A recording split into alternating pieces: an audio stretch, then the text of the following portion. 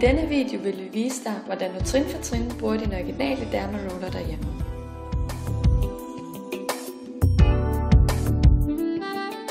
Det første du skal gøre er at rense din hud grundigt med dine normale hudplejeprodukter.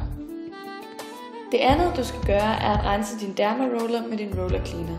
Spray blot 2 gange.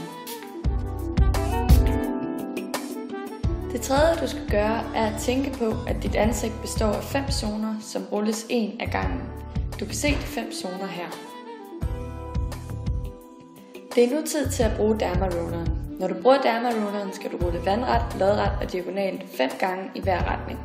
På den måde er du sikker på, at huden bliver penetreret på den rigtige måde.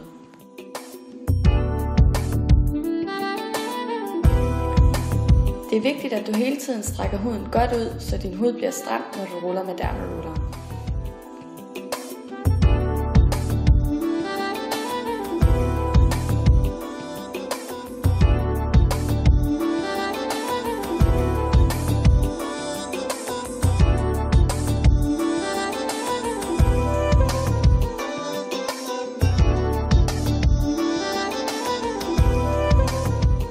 Efter hver zone er det vigtigt, at du bruger din lipopeptide lige efter du har rullet.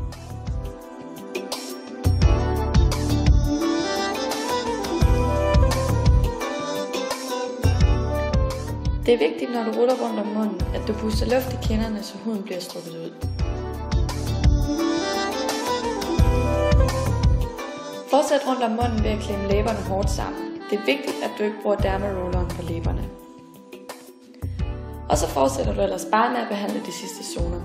Husk altid at strække huden ud og anvende lipopeptiden, når du er færdig med en zone.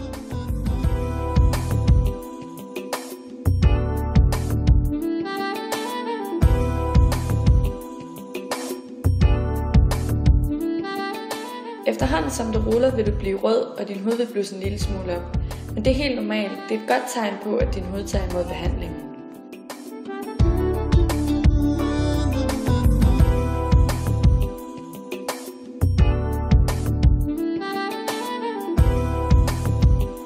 Efter du er færdig med at rulle alle zoner, skal du anvende en dermaroller moisturizer, eller hvis du ønsker ekstra fugt, så kan du anvende en dermafugtmaske, som er rig på hyaluronsyre og som giver intens fugt til huden.